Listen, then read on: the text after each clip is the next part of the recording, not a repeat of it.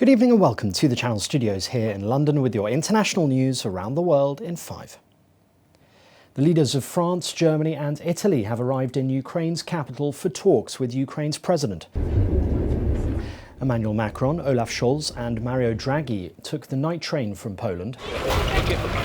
They started with a visit to the city of Irpin, where Emmanuel Macron said massacres and war crimes had been committed. They then spoke to Volodymyr Zelensky, who has long pleaded for more weapons and support from the EU, the first such meeting the president has had since Russia unleashed its invasion. The trip has taken weeks to organise, with the three men looking to overcome criticism within Ukraine over their response to the war. The symbolic visit comes a day before the European Commission makes a recommendation on Ukraine's status as an EU candidate, something the biggest European nations have been lukewarm about. Brazilian police say a suspect has confessed to burying the bodies of missing British journalist Dom Phillips and Indigenous expert Bruno Pereira.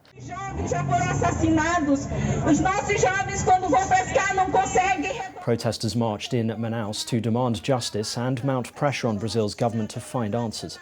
Now police say a man called Amarildo da Costa de Oliveira took investigators to a site where human remains were dug up. Mr. Phillips and Mr. Pereira disappeared in a remote part of the Amazon rainforest on the 5th of June. Burkina Faso's leader has vowed to hit back at attackers who carried out a massacre in Burkina Faso's northern Seno province last weekend, killing over 100 people. Soyez forts, je sais que nous avons perdu des collègues. Lieutenant Colonel Paul Henry Damiba vowed to hit back at the perpetrators of the attack that reportedly claimed over 100 lives last weekend. His comments came on a visit to Dori, the capital of the northern Seno province where the attack occurred. The army said unidentified assailants first attacked a military police post in Seitenga.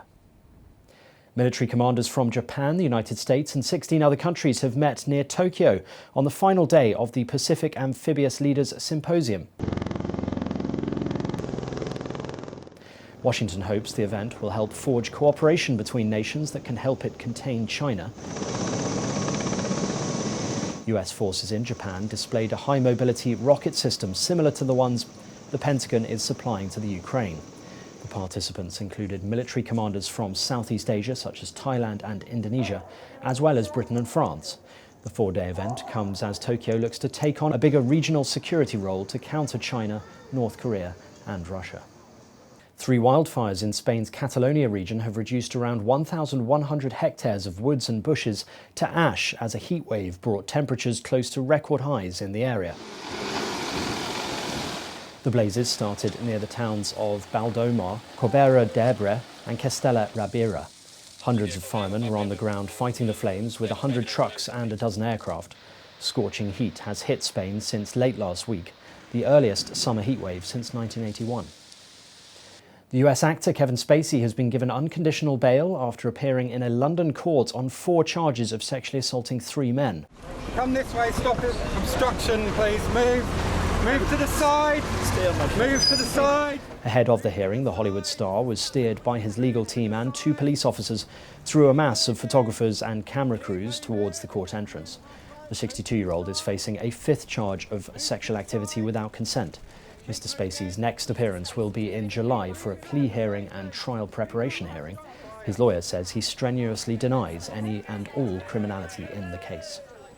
And finally, the Chilean swimmer Barbara Hernandez has announced she has received a Guinness World Record after swimming between the Pacific and Atlantic Oceans in Cabo de Hornos. Hernandez broke the Guinness record by swimming 1 nautical mile in 15 minutes and 3 seconds in February. During her feat, Hernandez was monitored closely by the Chilean Navy.